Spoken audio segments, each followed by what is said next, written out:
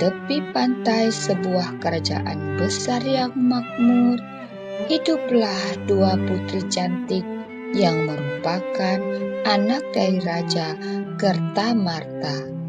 Sang raja memiliki dua orang istri, masing-masing melahirkan seorang putri. Putri pertama, Dewi Galuh, adalah anak kandung dari Permaisuri. Sementara putri kedua, Candrakirana, adalah anak dari istri kedua sang raja yang sudah lama meninggal dunia. Meskipun mereka saudara tiri, hubungan keduanya sangat berbeda. Candrakirana tumbuh menjadi sosok yang anggun, lemah lembut, dan penuh kasih sayang. Sementara Dewi Galuh dipenuhi rasa iri hati. Perasaan iri Galuh pun semakin memuncak setelah pangeran tampan dari kerajaan tetangga, Raden Inu Kartapati, melamar Candrakirana. Raden Inu terpikat bukan hanya oleh kecantikan luar Candrakirana, tetapi juga oleh sifatnya yang tulus, penuh perhatian.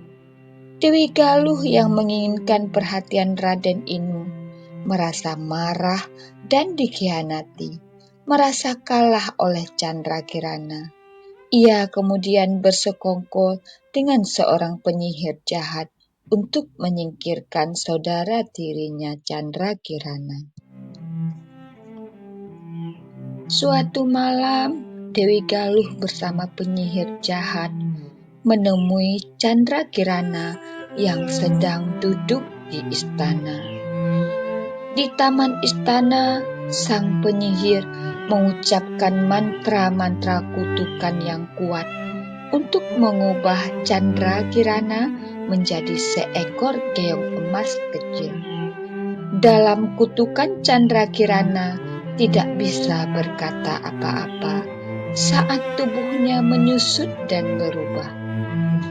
Dewi Galuh tertawa puas, dan tanpa rasa iba, ia melempar keong emas ke dalam sungai agar hanyut jauh dari istana dan dilupakan.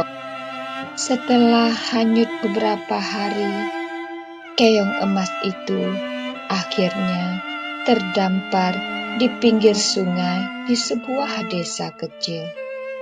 Di sana, seorang nenek tua yang miskin tetapi sangat baik hatinya menemukan keong emas itu saat dia mencuci baju di tepi sungai. Sang nenek sangat kagum dengan keindahan keong emas yang berkilau di bawah sinar matahari. Nenek itu pun membawa pulang keong tersebut ke gubuknya yang sangat sederhana.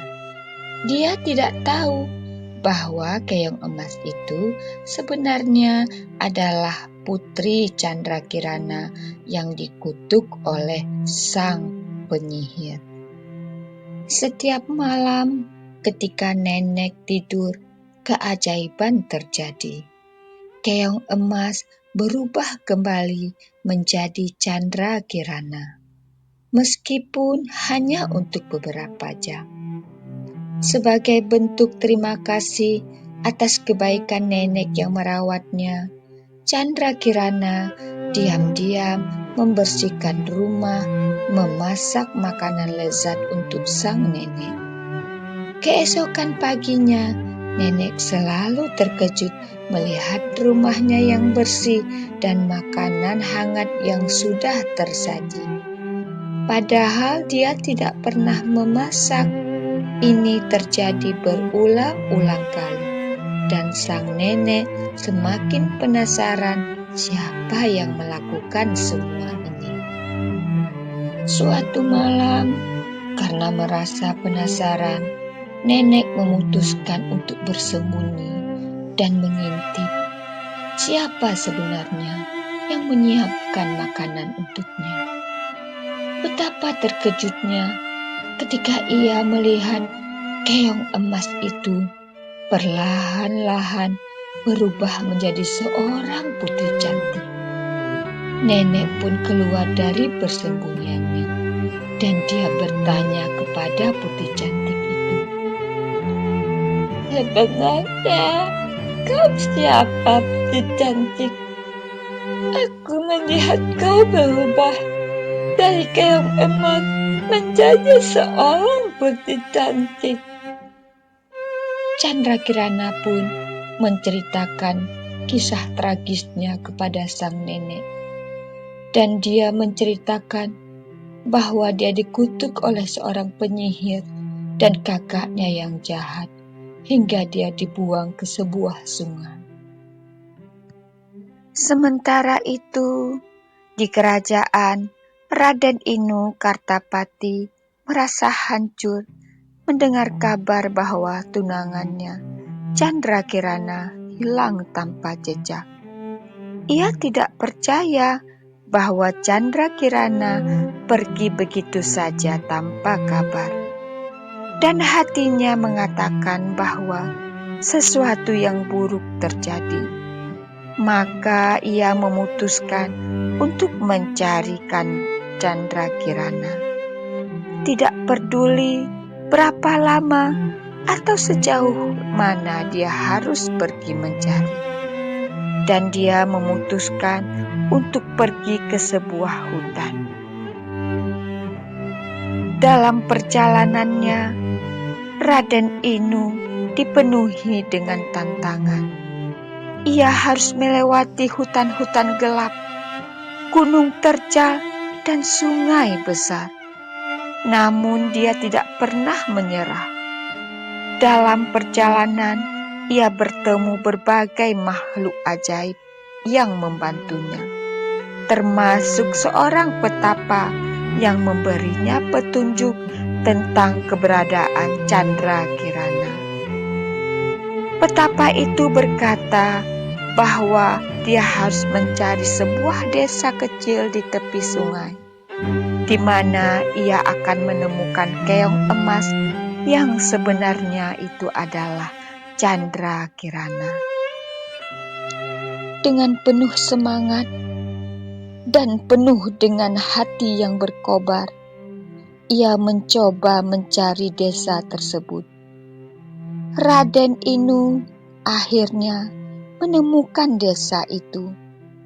Ketika ia tiba, ia bertemu dengan nenek tua yang dengan gembira memberitahukan dirinya tentang keong emas yang telah berubah menjadi gadis cantik setiap malam.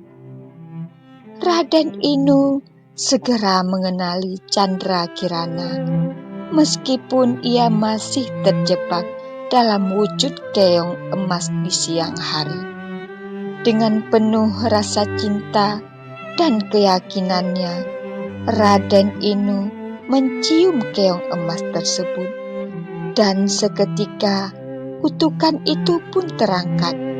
Chandrakirana kembali menjadi seorang putri sepenuhnya. Mereka pun kembali ke istana bersama-sama. Dewi Galuh dan penyihir jahatnya dihukum atas perbuatan mereka.